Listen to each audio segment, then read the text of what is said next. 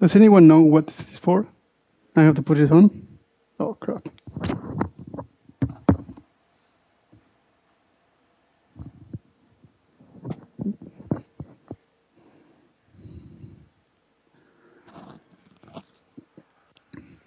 Okay, hi everyone. Welcome to your third week, but it's our first, so we are getting to know you today for the first time. So I will note a few things. So there's slight change in schedule. So Daniel was supposed to go first, but I'll say a few words, and so we flip the order. And also you notice Sylvia Xu, the third lecturer of the week, is not here today. She had some visa issues. She should be on her way to Sao Paulo now. And so she's going to be joining us tomorrow, which will imply some tweaks also on the schedule as we go on the rest of the week. So as one of the organizers of this workshop, let me just tell you, in case you haven't heard, what was the rationale of this workshop, these 3 weeks. And I'll try to motivate it. So the first lecture is going to be mainly a motivation to try and set the stage for what's going on, or why we thought it was an important thing to have this workshop. So before I do that, let me introduce the 2 other lecturers, even though Sylvia is not here. So Daniel Siegel is our second lecturer today. So Daniel got his PhD in Germany at the Albert Einstein Institute. He's now a postdoc in Columbia University. And from May next year, he'll be joining Perimeter Institute at the University of Guelph as a faculty. So he's an expert in multi-messenger astronomy, and he has some very cool results to show. In particular, he's going to be giving the colloquium on Wednesday. I highly recommend you pay attention. His lectures, he'll also cover that. One of the most exciting things that we have been hoping for in the area of gravitational wave astronomy actually happened last year, and he was an integral part of it. So you should, his lecture should be a lot of fun. Sylvia Xu got her PhD in the States, is now a postdoc at the Albert Einstein Institute, and she'll be moving somewhere next year, and she'll be describing some sorts of gravitational waves and what the challenges and opportunities are on that front. But let me just set the stage on a few things. I'm not sure why I don't see things here. Let's see. Okay, so when I think of what these lectures will be about, and in particular the lectures I'll be trying to tell you, we'll try and discuss topics related to the current detections, related to the fact that we have moved into the area of gravitational wave astronomy. And I want to say it in particular the stage of what's coming, and in particular what's needed. If there is something that is true or has been true only till very recently, changing slightly, is that each individual researcher that came into this field came from a particular field, either from general relativity or astronomy, and astronomy within some certain regimes, and within general relativity within some certain topics of expertise. But the reality is that gravitational wave astronomy is just putting, and multi-messenger astronomy is setting a very much more a richer context in which the new generation can no longer be an expert in a particular subtopic. If you are an expert in post-Newtonian theory, you're leaving off the table, you're leaving science you cannot do, which is important and intrinsic to the description of the system you're trying to get to. If you're an astronomer and you only do X-ray astronomy, all of a sudden you're only seeing a very, very small subset of the kind of energies that some of the systems are liberating. And I don't know you, but I hate to be in that position. I hate to be in the position where I can only do a subset of the science. I'm old, you don't teach many tricks to an old dog, but I think it's you, the younger generation, that'll be able to take advantage of this. And someone should tell you, try and get as much information, as much knowledge as possible in the different branches that are coming together, because it will be those people that will take the most advantage of the opportunities. So I will be covering some, naturally, some partial set of topics, which will be limited to what I understand or what I know or what I can learn, and bias, of course, in the presentation. We all have our taste. The philosophy that we'll try to follow is to draw relevant lessons which can help you take the next steps wherever those may be. Those steps might be analytical or computational, and wherever you want to apply them. I was half joking about a month ago. I was at a Lehner school and basically given a very rough ageism argument. I'm sure you have talked with profs that will tell you, well, maybe if they are over 60, oh, I don't use Mathematica, I don't use Maple, I do computations by pencil and paper. Well, if you're over 40, let's say, and you don't use computer algebra packages to help you out, you're missing out. There's tons of things that are happening that by pencil and paper calculations, you're lagging behind. If you're, let's say, between maybe over 40, and you don't have in your toolbox the ability to do computational simulations, again, you're lagging behind in the amount of things that you have at your disposal to try and crack some problems. So you could be pardoned if you're over 30 and you haven't added simulations to your set of tools. But if you're under 30, I'm not going to pardon you. This is a tool that you should learn, and you should have it at your disposal. It may be that there are problems that you will choose in your future career that never require a simulation.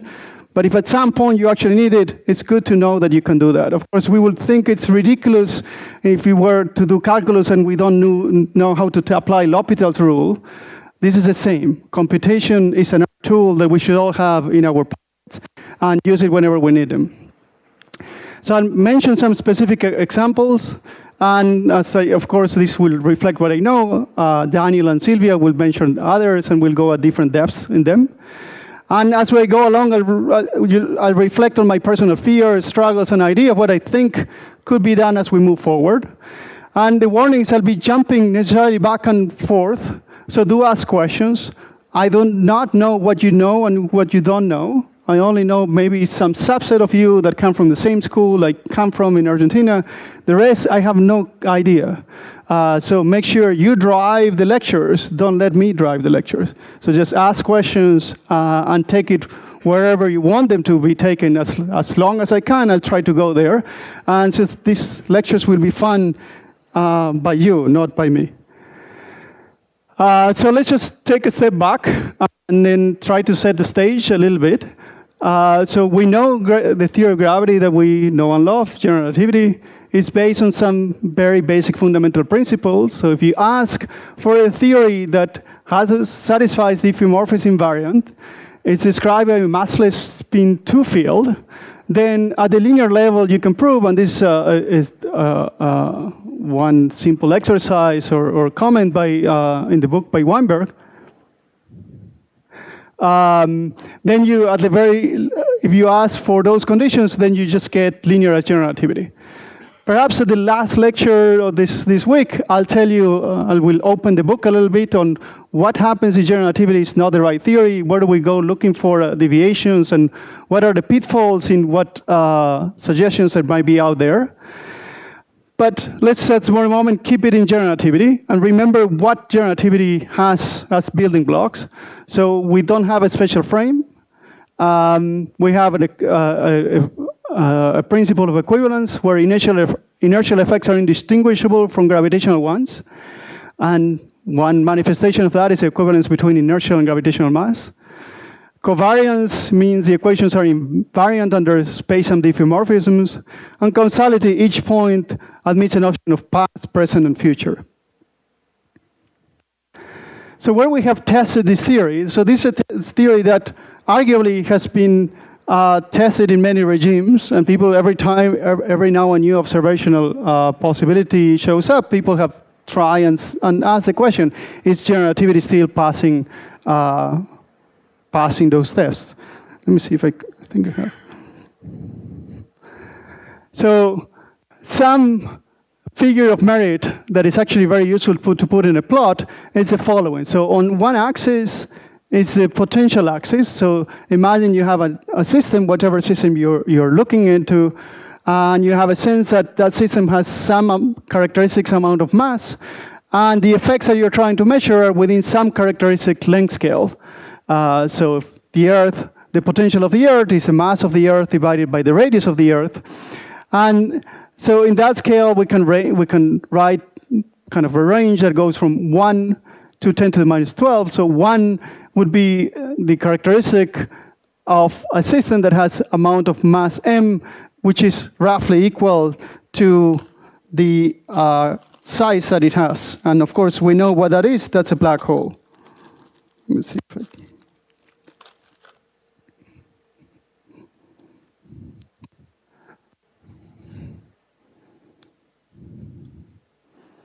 So a black hole has m over L close to 1, and then as we go to the left, we're exploring weaker and weaker potentials. But it's very useful to put on another scale with this thing called the curvature scale. So imagine you take the curvature of that distribution of mass over that this length scale that it has, but instead of computing m over L, we do m over L cubed to the square root. So if you remember the Kretschmann invariant, so if you compute the Riemann tensor, let me just write it this way.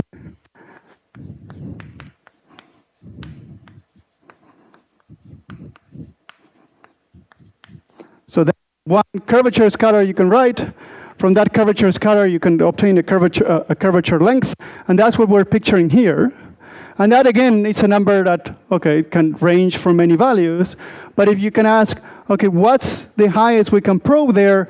Well, in here, we knew it was a black hole. That's order 1. But here, it will depend on which black hole we're talking about. This one has no units. M or L, M, we measure in kind of units of L, and the same with distance. But that one has M over L cubed, so that has a net units of 1 over L squared to the 1/2, that's 1 over L. So that means that in this axis, we're looking at curvature scales, and even though we may be talking about black holes, well, all black holes are created equal on this axis. They are different along this axis. So a supermassive black hole has a curvature scale that is much weaker, much smaller than a stellar mass black hole.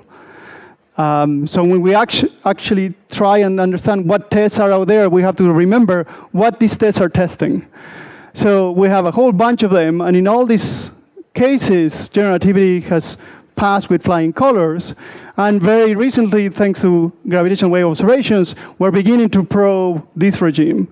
And then there are other missions, like LISA, for instance, the one interferometer in space, will be looking at things that actually are along this line, but they don't go up high here. They are more or less in this regime, where the 10 to the minus 6, 10 to the minus 8. The Event Horizon Telescope, which is actually imaging the shadow of black holes, also, while coming all the way, if you want, to the right side of this axis, they only go this far. So the best case scenario, if general relativity is to kind of show its cracks, its departures from reality, is going through curvature scales, the best prospect to actually test general relativity is sitting up here with the kind of systems that LIGO and interferometers on Earth probe, which pose an interesting challenge if you try to look ahead. If one of the things you want to do in the future is to go and try to dig as deep as possible in whether general relativity is correct, and if nature corrects or changes general relativity to describe gravity in true form with curvature corrections, the best case scenario is here. And that's all the universe is providing us. Stellar mass black holes, and the smaller the black hole, the better. And if the smaller the black holes have scale of solar masses, we're not going to be able to go much further than this. This is where we're going to be. And so it is very different from what kind of testing the standard model in particle physics is all about, where you try and go higher and higher in energies, so you're going to some shorter and shorter scales. In the case of trying to understand gravity with kind of astrophysical observations, the scale is limited. We're going to be able to get to some particular scales, likely around here, and the only thing we can do is just be more and more accurate and try to design the most accurate type of detections and observations we can. So in many respects, it's not like particle physics. It's actually more like the observations of the cosmic microwave background radiation, where we went from Kobe all the way to Planck. You keep seeing the same event over and over, except you're seeing it more and better accuracy, and you have to find what is the right combination of variables, what is the right type of analysis to try and obtain richer information from the single observation we have.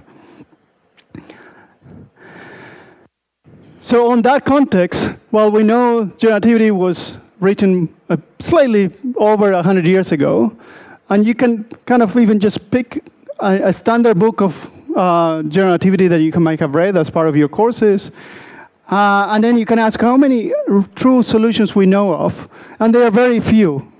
So we know Schwarzschild, we know Minkowski, we know Kerr, and a few other ones, and that's it. Why so? Well, because, as you know, the equations of motions of Einstein's theory of relativity are very complicated. You need to introduce many approximations or assumptions to try to even find some particular solutions. And that has kind of percolated much of the era that would say the first century of generativity, where it took maybe 50 years for people even to kind of converge in understanding that, yes, gravitational waves were real, they can carry energy. But in addition to that, powerful geometrical analysis led to very significant results, even when particular solutions were not known. So an example, a prime example of that is Penrose singularity theorems that tell you that if you have an initial distribution of energy that has some given congruence of rays that are initially converging, they will converge, and therefore the curvature will blow up, and then you have these singularity theorems that are generic, even though Penrose and Hawking never actually gave you what is the particular solution, what is the way the solution would behave from that initial configuration to forming that singularity.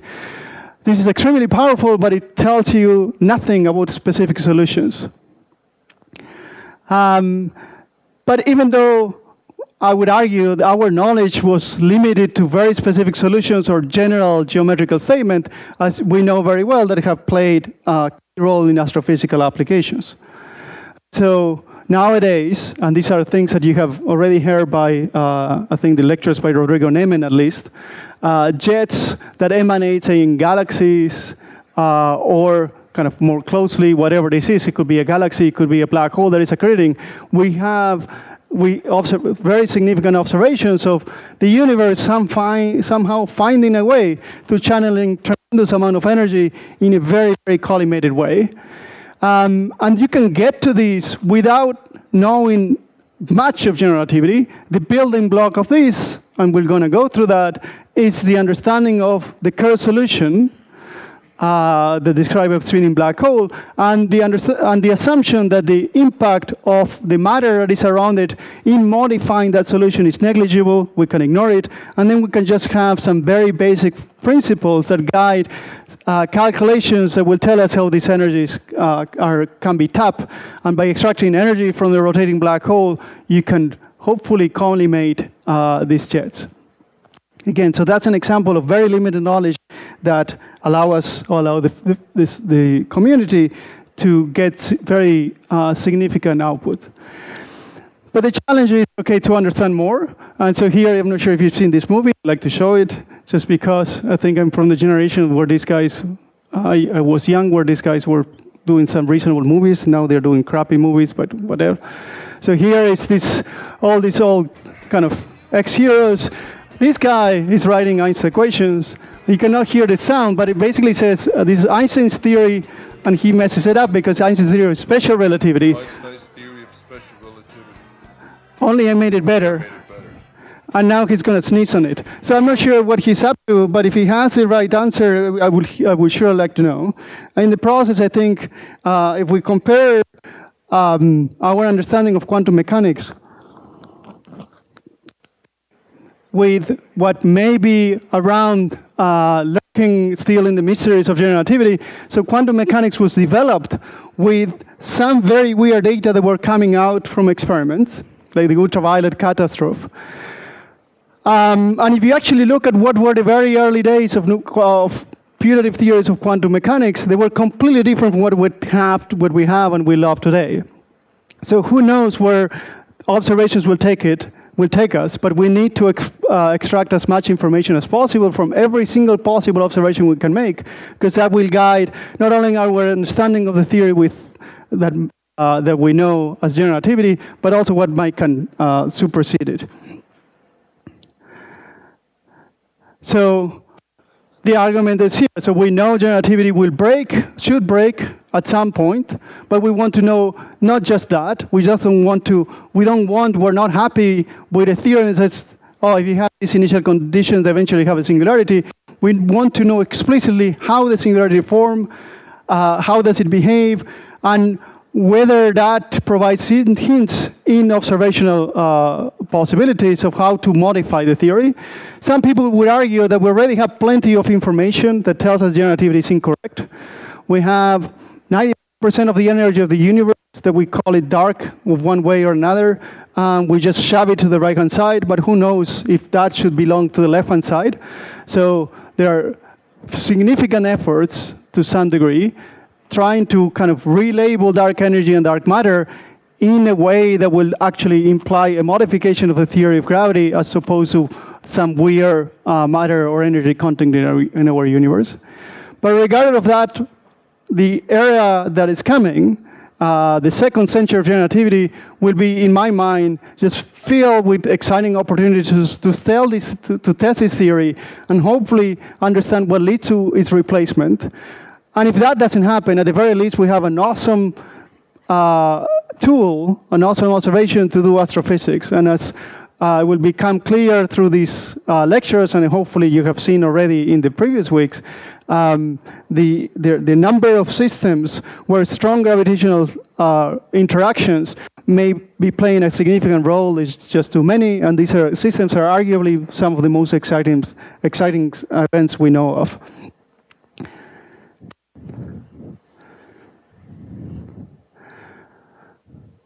So let me just try and describe some stages and why we understand them in one way or another, and how we should go about trying to put everything together. So once you look at the theory of general relativity and the kind of tests that we can do, well, there are different stages or regimes you can concentrate on to understand better what the theory is telling us about. One is the weak gravity regime. This is topics of material that Luc Blanchet described. The weak interaction regime, also covered by Luc. Or we can concentrate on small departures from known unstable solutions, and these are some topics related to perturbations of black holes. So just a few things also try to put together things that you've been hearing about. So the perturbative approach, which comes under different names like post-Newtonian, which you heard about, post-Minkowskian, effective one-body. The recast answers the equations in terms of some smallness parameter, and that parameter can be the velocity, typical velocities in the system divided by c, or the typical masses divided by the length scale of interactions, and these are your smallness parameters. And you try to understand how different phenomena arise with respect to dependence on these parameters. So for instance, internal structure effects in neutron stars, and these are things that we'll discuss further this week, come with a very small kind of contribution of V over C, so V over C to the 10th power. So this is why it's so delicate, so difficult to extract internal structure effects, multiplied by a number that could be large enough for just making this tiny number more relevant. And this is something that is pursued very actively in the analysis of the waveforms. Black holes have this number, this proportionality factor equal to 0. And in some contexts, this is seen as very strange. If you use effective field theory arguments, it's not natural to expect that black holes will be special and will have such a highly fine-tuned value. This is a question that is lurking in the background, and eventually someone will try and will have a way to explain this. If you don't come from the effective field theory background, but you come from generativity, people see no problem with having that value as a special one in generativity. But in any case, if you were to remove the assumption that you're working in generativity, now other effects play a role, and they might come at different powers, and this we'll discuss towards the end of the week.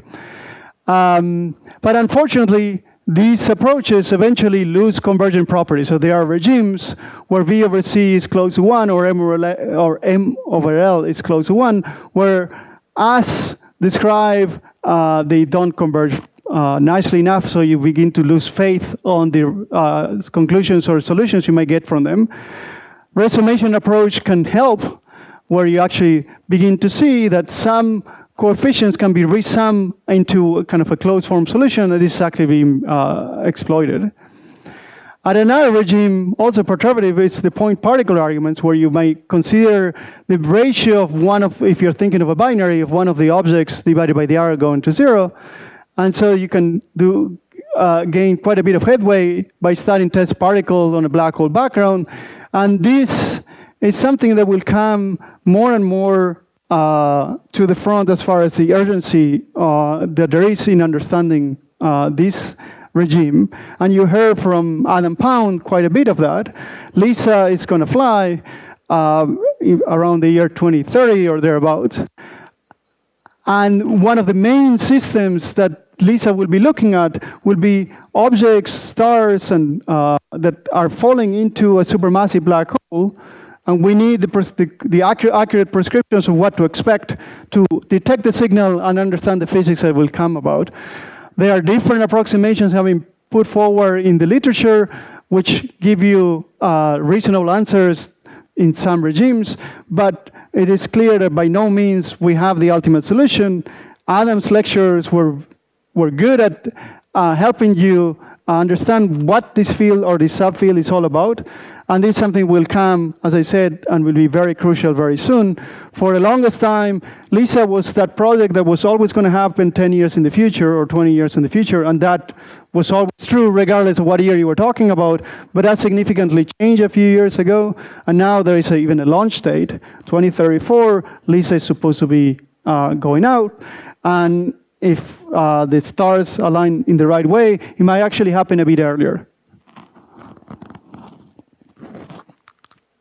So it will be some of the members of the new generation that will be leading, if not the development of the earlier part of the solutions, but definitely the analysis of the signals that are obtained.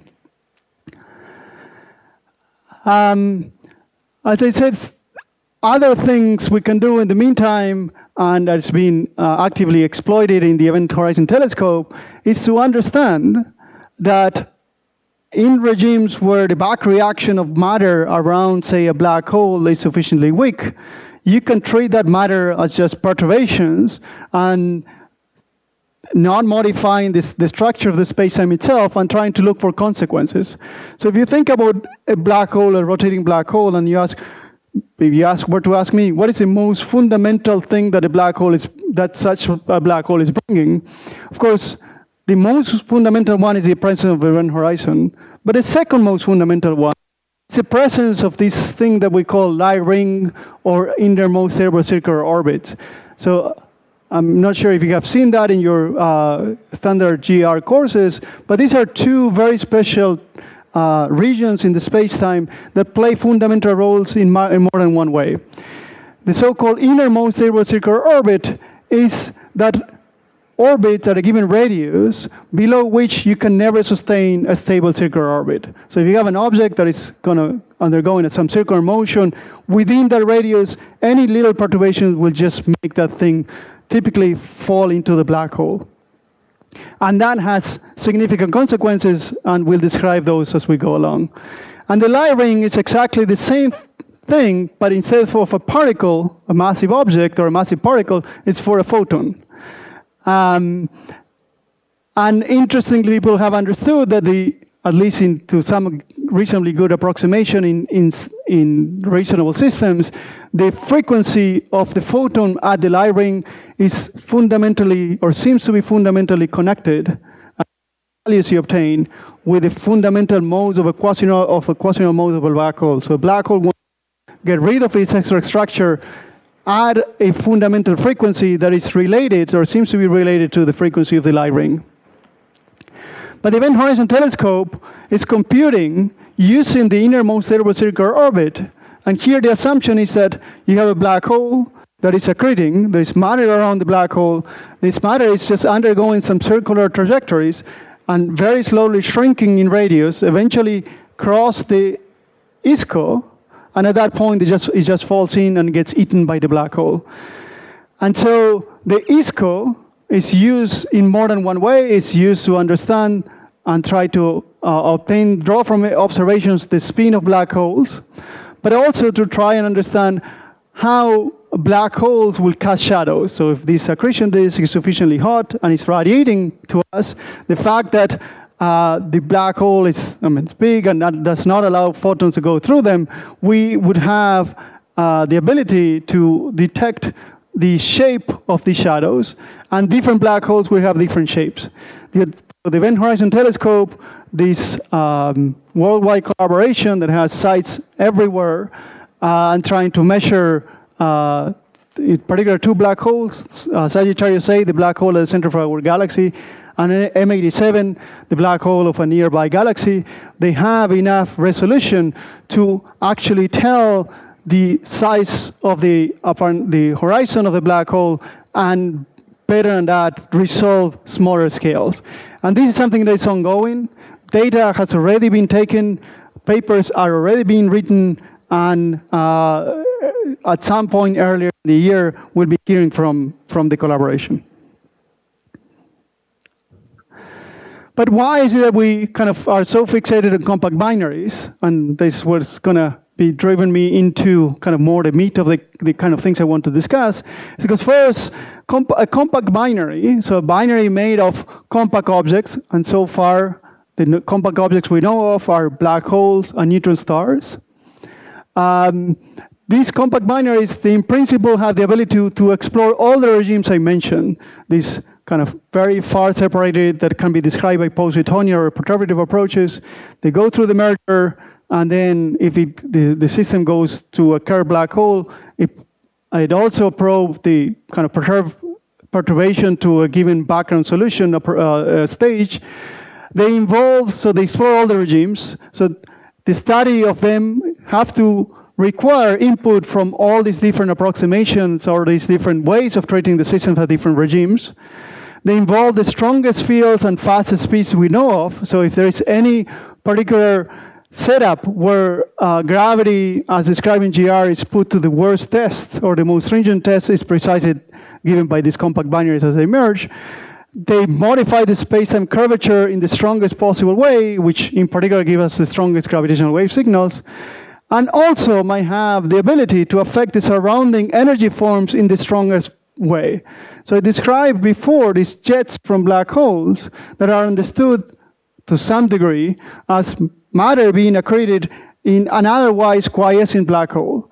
So it is very kind of intriguing to ask, well, what happens if we have one of these binaries that is undergoing this very kind of violent collision, what they might do to matter that surround them or fields that surround them, and what's involved to study them, and what are the things we can draw as conclusions with respect to things we can observe and discern from the system.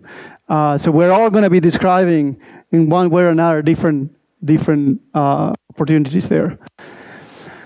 So let me just now kind of broadly speaking, if we start talking about binaries, what kind of stages we can recognize. So the first one, and this is one that is typically forgotten, is a stage that I will call the Newtonian stage. It's a stage where if you actually say, well, these objects are at some distance apart, and you use general relativity to predict, based on the amount of angular momentum and energy that the system will radiate, you can predict how much will that orbit takes from whatever initial separation to merge.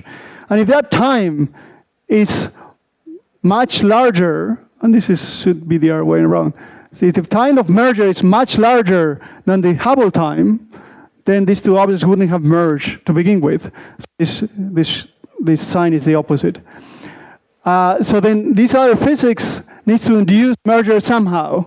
So there might be matter around these objects that produce dynamical friction, robs angular momentum from the binary and puts it somewhere else, and bring these objects closer so that they would satisfy the possibility of merging through gravitational wave radiation in a time that is shorter than the age of the universe.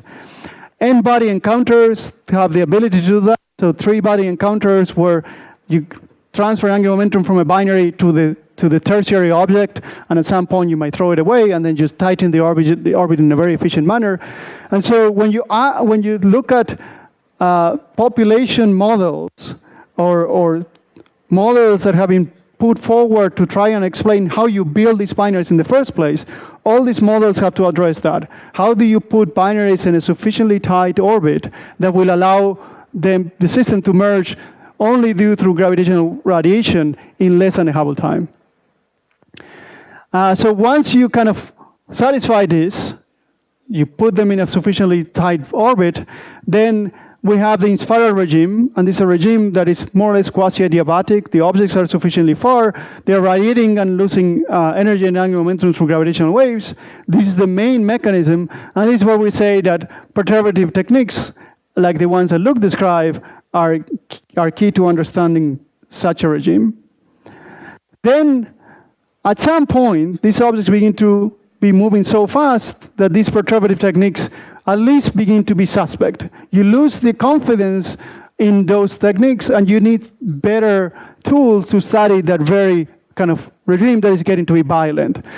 And this is a regime where V over C is close to 1, and you need the full solutions, because in principle there is no small parameters you can get your hands on to try and create a solution in a perturbative approach.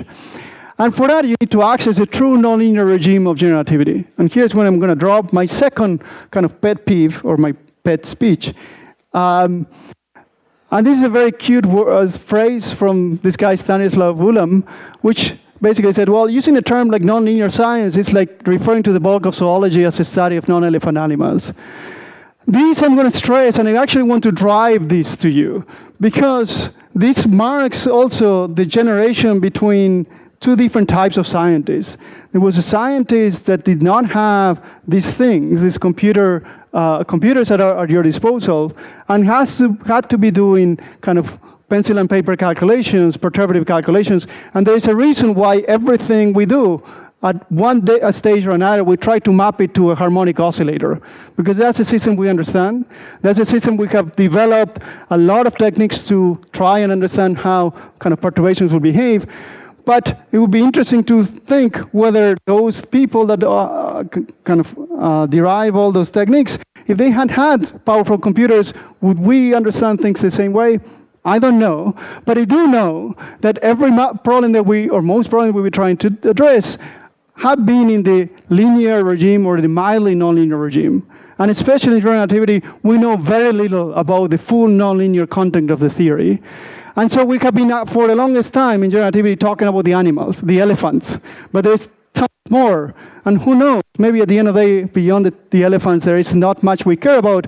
But at this stage, I would argue we don't know. And it's, for you, the generation that has these abilities, it has its computational resources that at your disposal that will be able to do much more than we've been able to do so far. I want to use a quote by Simon Portugues-Suart. He was giving a talk at Bramer Institute about a month ago, and he was making this example. It used to be in the field of astronomy, if you just pick any telescope you want, let's imagine an optical telescope, and you ask how long it took for a telescope of a given size to be 10 times larger than that given size. And the rough time was 80 years. So if you had a telescope of 30 centimeters, that telescope took the field, or took the community, about 100 years or 80 years to have the 3-meter telescope.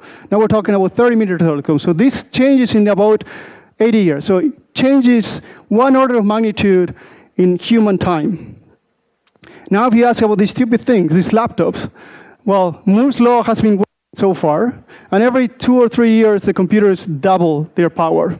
So you can ask yourself, from the time you started the field, say you finish high school, it will take you, I don't know, 4 to 5 years to get your undergraduate, 4 to 5 years to get your PhD, 4 to 5 years as postdoc. Eventually you get to your faculty position. That's about 12 years. So you can do the calculation how many orders of magnitude of computer power you actually were able to go. So as far as some technology is concerned, this is just amazingly progressing, and the amount of things we can do is just going to keep increasing if Moore's law keeps applying, and will allow us to do things that we haven't even imagined. So just keep that in mind. So once we study, at least in the particular case of binary black holes, what happens when they merge. So this is a movie you might have seen. I'm going to play it. So these are two black holes that are at the end of their lifetime. They are they're close to merge. They're showing the waveforms here, and also kind of in color map and height, the waveforms of the system. The objects were going roughly an orbit around each other. In hindsight, we can understand many of the features going back again to the building blocks of general relativity, going back to the innermost circular orbit, and things we know with respect to a single black hole. So these two objects were going around each other. Their orbit was not Keplerian because energy was being lost from the system. The frequency at which the tightening happened faster and faster. But mainly it's because these two objects are going around each other. As we know that the leading part of the gravitational waves is dominated by the acceleration of the quadrupole, and as they're going around and losing energy, the quadrupole gets more and more accelerated. This is why the waveforms get stronger and stronger. And eventually, these two objects that are going in a quasi-circular object that is shrinking meet the effective innermost circular orbit of the final black hole, and then they just clash against each other. And once they clash against each other, they form a black hole that is extremely distorted. And if you wait some time, it gives you, apparently, with respect to every measurement we've done so far, a curved black hole. This is amazing. So sometimes the community kind of overuses terminology and describe this as the no-hair conjecture. So let me try to let's just slightly abusive notation. Let's just make sure we get it right. It's not, and it can never be, a test of the no-hair theorem. The no-hair theorem by Werner Israel says if you have a stationary black hole, that black hole is described by two parameters, mass and spin. And if you allow charge, then it's a third parameter. That's what the area theorem is.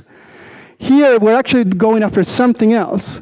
And this something is a conjecture either by Penrose or by Israel, and it's called the ultimate state conjecture, which is the end state of a collapse of black holes eventually will be described by a curved black hole. So it just says that regardless of what we brought together, there is a fixed point in the solution space that these systems want to go into. And eventually, once it gets there, we could try and test the no-hair theorem, but at that point, we don't have any gravitational waves anymore because it's stationary. Stationary space-time doesn't emit gravitational waves. So this is a very interesting observation. Somehow, the PDE system, if you want to think of that way, is driving the solution to this very dynamical solution that we're producing at the merger of black holes to this very specific, very particular solution that is a solution that we found in the theory by asking a lot of symmetries to be satisfied, which is actually pretty amazing. After the merger, yeah, we can use black hole perturbation theory and understand a little bit of what's quite well what the late stages of that system is. So trying to put some things together. So if you look at the gravitational waves, then initially there is some crap. In fact, it's called junk radiation. This has to do with the fact that the initial configuration never truly satisfies the constraint equations and the physics equations we want. So they try to satisfy the constraints. You're setting initial data that satisfy the constraints of your theory. But there is a physical constraint, which is these two objects that you write a solution of. Not only should be describing two black holes that are going around each other with the right speed, but it should have no fake incoming radiation. But the solution doesn't, the typical solutions of the initial data problem does not account for that. And in fact, we cannot account for that. If we were able to know what is precisely fake radiation or artificial radiation was built in the type of solution, we would already know the problem. We already know the solution of the problem. Since we don't know it, it's invariably the case that we'll have some extra amount of incoming radiation that was not controlled. But very quickly after, you see the system settles into the right behavior. There is no spurious oscillations. And from here onwards, especially if you start the initial separation at sufficiently far distances, it matches very nicely with the expectations from post-Newtonian theories. Then the amplitude goes up, this frequency goes up, then there is a merger, and then the after merger it quickly goes to quiescent. And you zoom in at what you would call the merger is extremely smooth. It's something that very much looks like the earlier stages kind of match onto an exponential decay that you expected from quasi-normal mode analysis. In principle, it did not have to be this way. It didn't have to go as smoothly. After all, you're perturbing one black hole with another, where you're introducing a perturbations of order 1.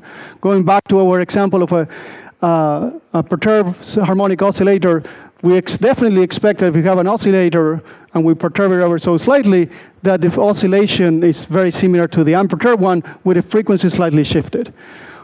But no one tells us that if you have an oscillator and you perturb it in a very strong way, that this system should behave in exactly the same manner. And in fact, that Ulam guy that I pointed to is a member of one famous problem called the Fermi-Pasa-Ulam. So Singu has been added recently, where they show that a sequence of n oscillators that is sufficiently strongly perturbed would never thermalize. And this is a very strange observation. It's arguably, perhaps, the very first result that was obtained purely through numerical simulations, and to this day, people are arguing about that system. In any case, that's a kind of a side comment. We see the general behavior of binary black hole mergers is a rather smooth transition from an in-spiral regime to a decaying regime, importantly to a Kerr solution that goes through kind of a strongly radiating stage at high frequency, but nevertheless it connects very smoothly from these two regimes. And the energy radiated is about 3 to 12% of the total mass that initially had the system. This is amazing. It's an amazing amount efficiency. Nuclear reactions are 0.01% efficient, and this is you're talking about order of 10%. So as you know, well, I'm sure you've seen this many times. So in 2015, the first waveforms were seen. This you can hear the sound. Initially, the lower pitch one is a true one. The higher pitch has been moved so that it's more easier to hear. Once you analyze the signal, you can superplot the signal that was obtained in the detectors with theoretical approximations, and as far as people have been able to analyze, things are sufficiently in good agreement with general relativity. But we have to remember that the departures that have been bounded are for order 10%. So we're just beginning the first test. So that was a kind of a little bit of motivations of what we know from binary black holes. By and large, these systems for comparable masses have been significantly explored. By that I mean the template that you would expect that to provide the data analysis is fairly complete. And in fact, nowadays people are getting much more efficient in the generation of these templates by combining theory with ideas coming from machine learning, reduced order modeling, just to use a small subset of of waveforms that you know to create waveforms that you still haven't simulated or fully put together. But if I were to just give you the very basic information that are coming out from this, well, we expected to have two black holes coming together gives us the strongest strains, their strongest gravitational waves. The luminosities are huge. It's just 100%, just 100. So it's just 1% away from the theoretically maximally expected luminosity of a system, which would be the Planck luminosity. There's a very efficient mass-to-energy conversion.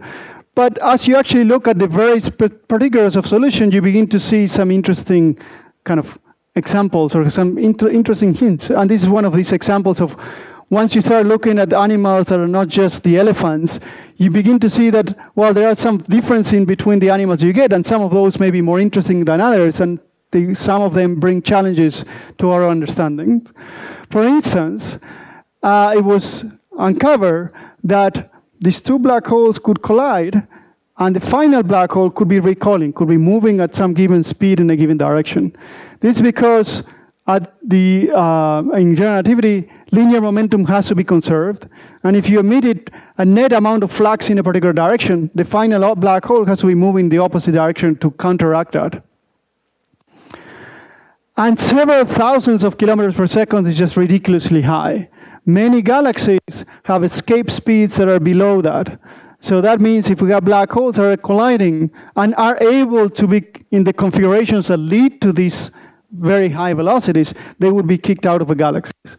And this applies to binary black holes that are stellar mass, in their stellar mass range, as well as binary black holes which are in the supermassive black hole range. And we know galaxies merge. We expect almost every galaxy to have a black hole at the center. And if nature has no problem with the last parsec problem, which astrophysicists have problems with, if you don't know about that, ask me later. But if nature implies that every collision of galaxies eventually have a collision of black holes, then we should have, and if these black holes can explore these very high speeds, we should have examples of black holes that have been either kicked away or off center from the center of the galaxies. And so far, we don't have evidence of that. There was a claim for it in one case, but it was dubious, and the community is kind of not hardly convinced about that. And this is what I'm saying. It may be the challenge is the opposite. Theoretically, this is definitely possible, but somehow nature prevents those configurations to arise. And people have been hard at work to try and understand what sort of interaction with the environment can limit the possible interactions. The interaction can limit these possible configurations that are rather special to prevent the systems from achieving those very high velocities. So this is one example where theory added to the right type of simulations bring up new surprises, and then you have to explain them. So I mentioned that the black hole can affect the plasma surrounding it. Well, but if one does it, maybe two do it better or in more interesting ways. And this is an example of a black hole, of a binary pair that is interacting with plasma surrounding it. And we're going to describe how you even try to understand and how to model the systems. These two black holes individually have each one jet each. Eventually they merge.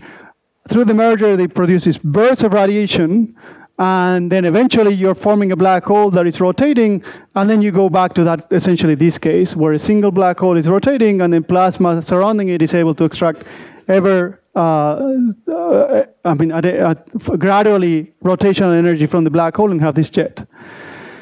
I like this example not just because I was involved in that work, but because it also kind of kicked a little bit the nest of understanding in astronomy or in astrophysics. It used to be that people said, well, the only way to get a jet from a black hole is if that black hole rotates. The black holes I show you here were not rotating. Each individual black hole had no spin, and yet we had two jets. How do we understand that? We're going to describe later today, or maybe tomorrow, how we understand the basics of the rotating case, and very quickly we're going to get into a conundrum. To this day, there is no first principle explanation of what a single non-rotating black hole, but moving through the plasma, can have it yet.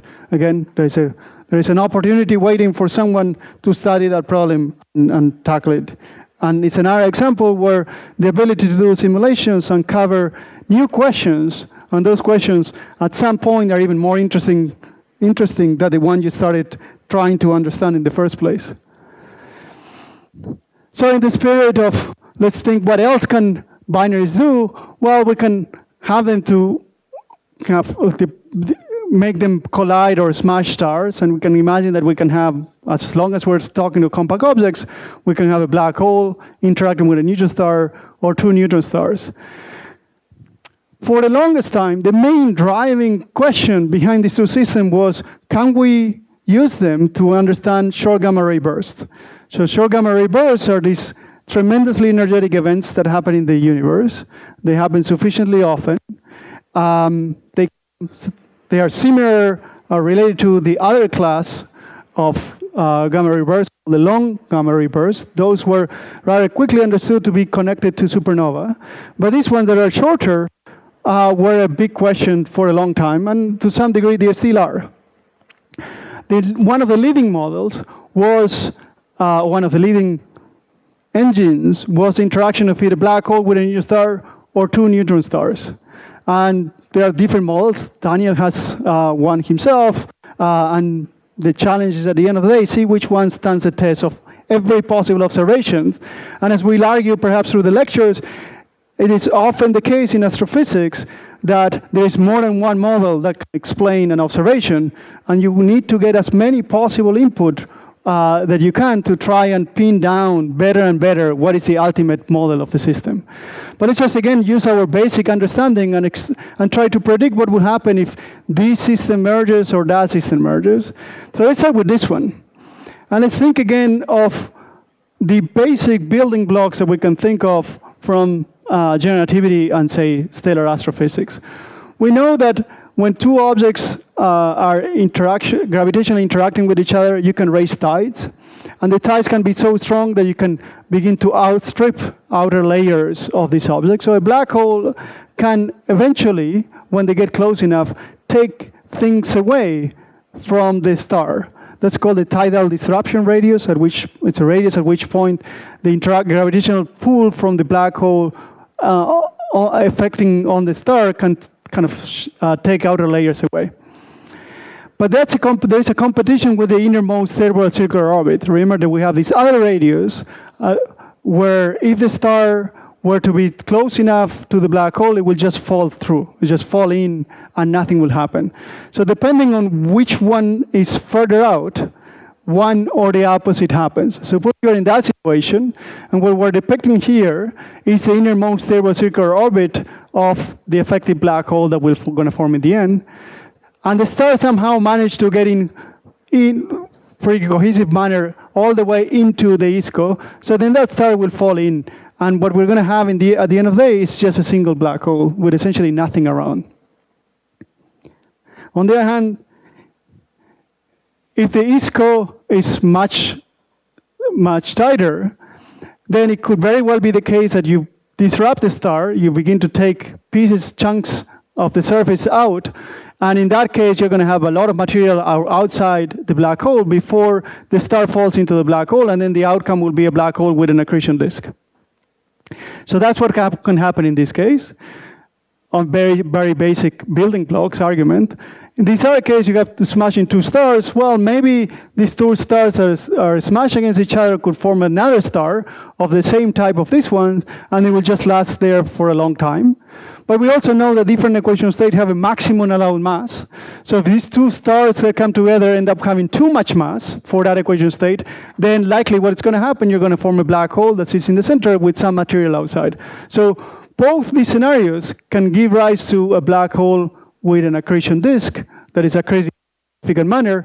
And that was one of the building blocks of many of the most kind of compelling models for short gamma ray bursts. So for the longest time, this was a driving question to try and understand what happens here.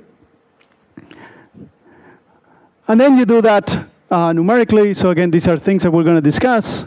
One of the goals, at least from my lectures, would be that you at least understand what are the building blocks required to actually try and do one of these studies. So here we have a black hole interacting with the star. This line here is the nearmost zero circular orbit. This is the event horizon. And then as the star gets close enough, then it will begin to fall.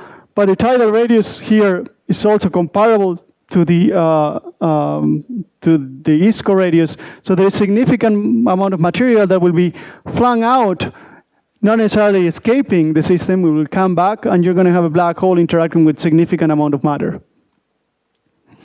To do this, you actually have to worry and work hard, because you had initially a star that was compact, has 12 kilometers, and as it goes and interacts with the black hole, you're going to begin to stripping matter apart.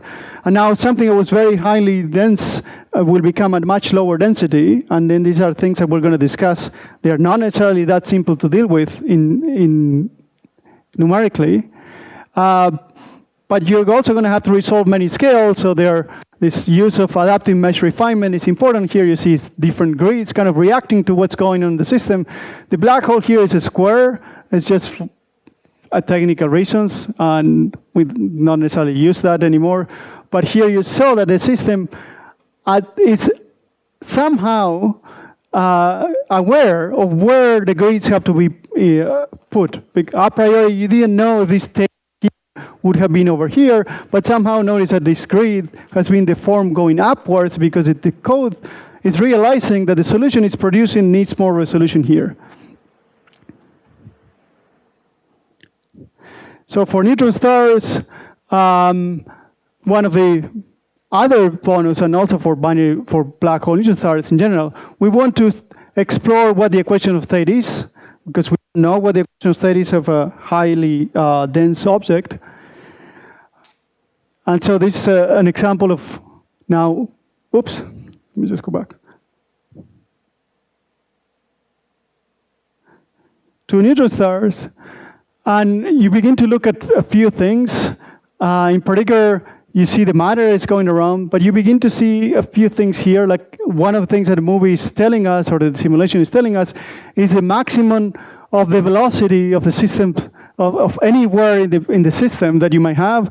And this thing, the velocity went as high as 0.8, but then it came down and it's about 0.2, 0.3.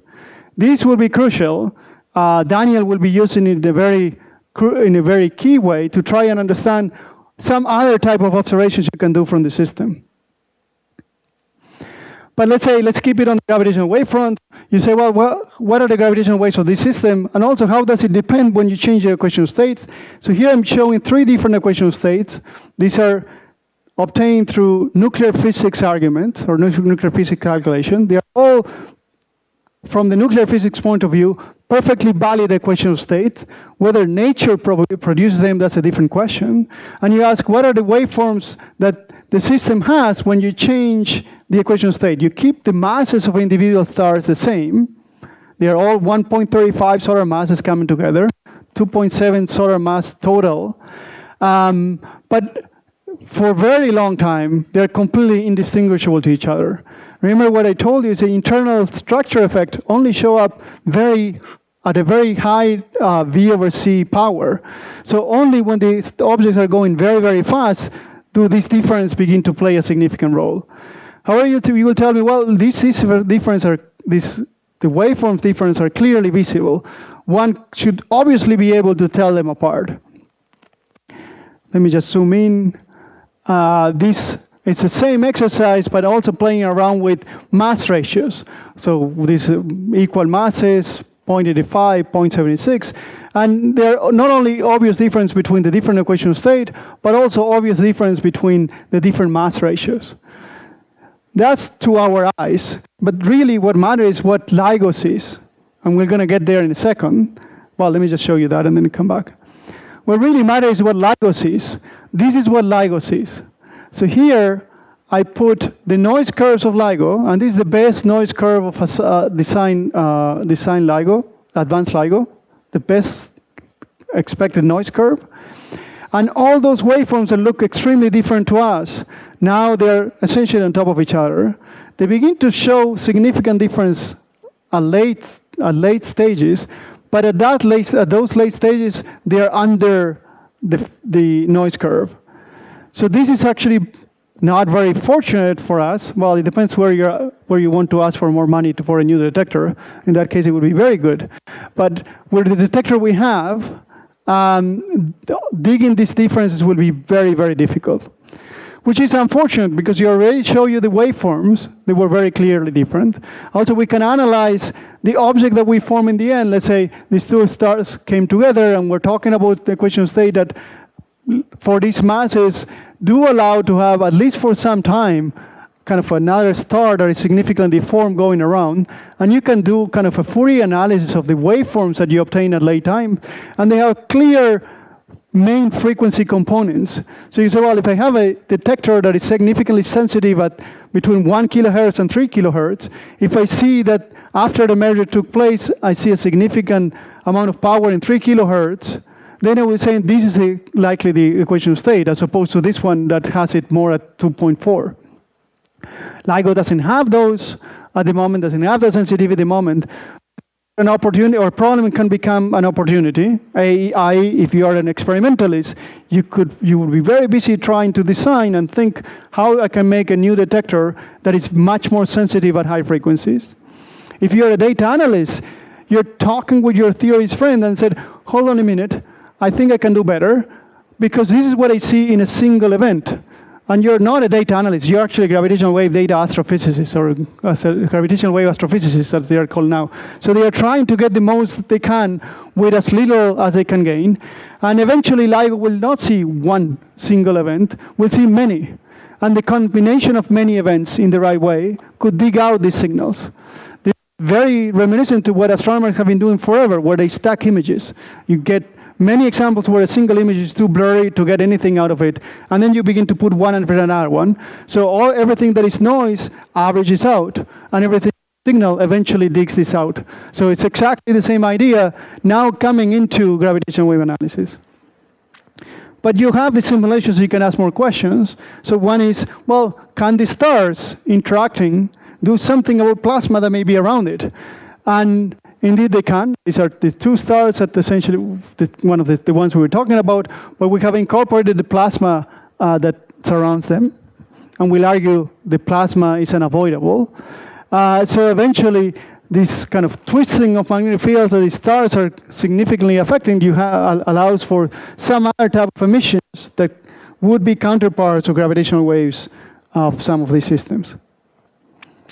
This is an example, and these are things that Daniel will be talking quite a bit. Remember, we point our fingers to the amount of material that was going out. Well, not only do you need to know how fast is that material going, how much of that material you're throwing, but also the very key micro properties that system might have. Is it very neutron rich? Is it purely neutron rich? Depending on that, you might have signals kind of on the optical and the near optical, which again, depending on what the equation state, you may have them, or you might have them in different properties, or maybe absent completely. And this is one of these other data points you can use to try and say, okay, I might have had as my building block for a short gamma ray burst this type of ingredients, but I can write 2 or 3 models in the same theme, but not all of them will give me the same optical counterpart that I may see. So just to wrap up, we will try to dig somewhat deep into what's involved in studying the systems that the one I showed, and try to address the richer set of physics ingredients when we compare with binary black holes, which was just generativity. Just generativity allowed us to study those systems. Now we open kind of a can of worms. Things get much more complicated, but in some sense, they get a lot more fun. We will discuss analytical and computational issues that are encountered in trying to address these kind of problems, and ideas how to face them. We will examine building blocks from a physical point of view. What is that you need to put in your code, depending on the type of question you want to address, if you're writing a code. If not, in your model, what type of building blocks are required there. We will have some exercises in the afternoon. They're open-ended. You just pick whichever one you want. Some you can just take from what you've been doing in the previous week and then try to tweak them a little bit. And it's just one more. I mean, I talked for an hour and 10 minutes straight. I know I didn't leave time for you to ask questions. That will change from now on, at least in my talks. You better stop me, because those of you that know me, I can talk and I can talk forever. So don't let that happen again. Thank you.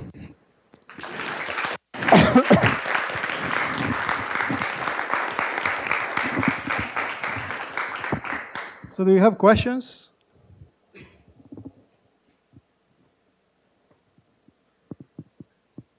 So if not, we have a break now, and then we reconvene at what, 11:45.